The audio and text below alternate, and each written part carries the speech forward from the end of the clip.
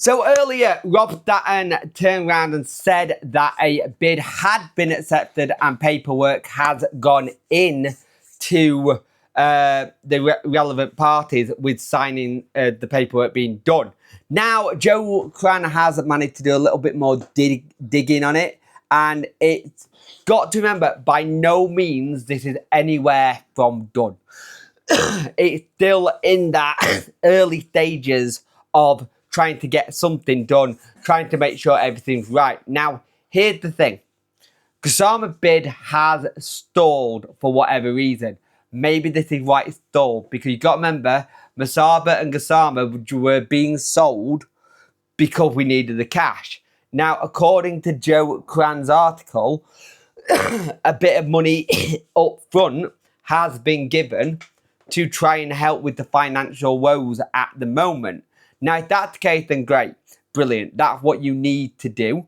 But at the same time, with that being said, you also have to think that there's a lot of things that need to get done as well. With, say, someone has put the money up front, that's normally a clear sign that that person is potentially going to buy the club, because you wouldn't give that money up front to clear the 2 months worth of wages, the HMRC stuff, and paying the rest of your staff. You just wouldn't do that. That's something where you wouldn't do unless you knew you were getting the club in itself. And the thing is, if that's the case, then fantastic. He's accepted an offer. They said, here's the money to clear your current little debts you've got with HMRC, your players and your staff, and then we can start moving forward to what we want to do as potential buyers.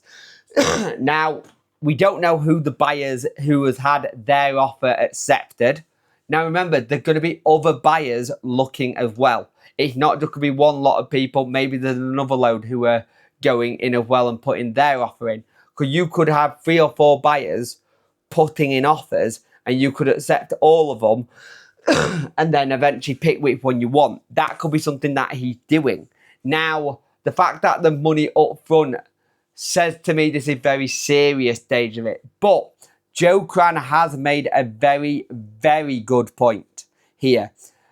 Do not think anything is done, kind of thing. The good faith move for the cash advance should certainly be seen as a step in the right direction, but you should not trust this football club. And I get what he's saying. No one should trust this football club at the minute, because it is not in a place where it can be trusted. And the thing is, because you never know what might get pulled out from underneath it, so you've got to be really careful. And the thing is, with everything that's going on right now, we need a little bit of good news. We need to have a takeover done quite quickly to try and give us any chance of being able to compete in the championship next season. Now, there's still probably potentially more things that could be happening behind the scenes in terms of players or EFL stuff. But the fact that there's something very, very close is really, really good. Some other news with Sheffield Wednesday. Favour Ono Wingwu has, I felt like wrong, I said that wrong even, has signed a new contract with the Owl, which is good. I'm happy to hear that the youngsters signed another contract. 19-year-olds have been doing well for the under-21s.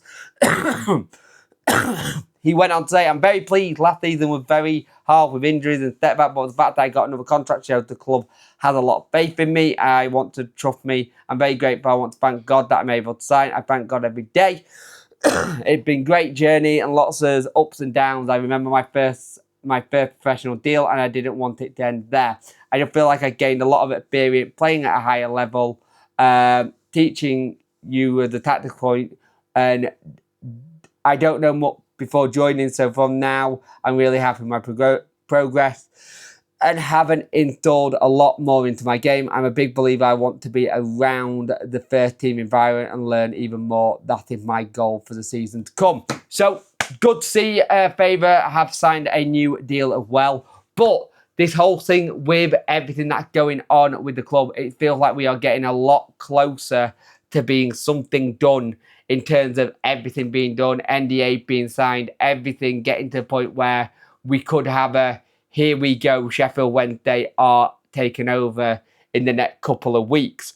But again, you've got to make sure everything lines up, and we've got to remember who the people are dealing with, who the people who are trying to sort the deal out are dealing with as well.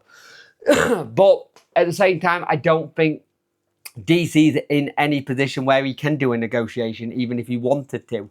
I think there's a lot of things right now that he's in that position where he's just got to accept what someone comes in for, helps him out for these missing payments he hasn't got, to help pay the staff, the players, and HMRC, and make sure that we've got the right people in charge to take the club forward.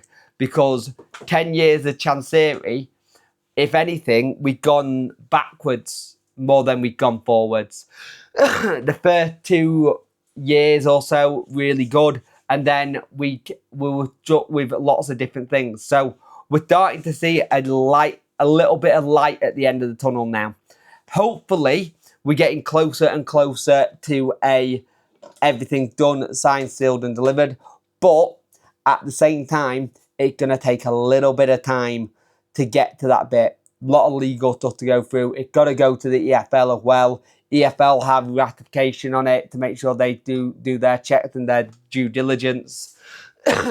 Let's see where we're at. And I'll be honest with you, if this does mean the Gassama deal doesn't go through because we're close to having a takeover, I will be very happy with that, because I personally don't want to see Gassama go. I know a lot of the fan base and the people who watch these videos don't want to see Gassama go.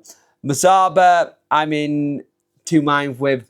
I don't mind if he goes or stays, but if he stays as well, that's another tick to add to the squad that we don't need to add to. But the thing is, remember, whoever comes in, we'll have to see what they can do about the EFL transfer ban.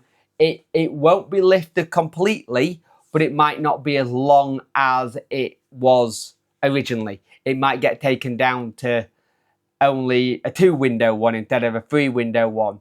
Or it might get, I don't know, it might get taken down in that one. So we'll see what happens there. But this is good news. It's starting to look like there's light at the end of the tunnel, where Sheffield Wednesday can turn around and say, hopefully in a couple of months, we have new ownership, a new direction, and a new way of thinking of being able to go, this is how things are going to be run a little bit better. Things can't be run any worse. You cross your fingers that they can't be. It sounds like the people who are trying to get involved in bits and pieces in it have either got bought franchises in America so they know how they work and they'll hire the right people to get involved with that, or they'll get people involved to do that. But Sheffield Wednesday sounding closer and closer to a takeover.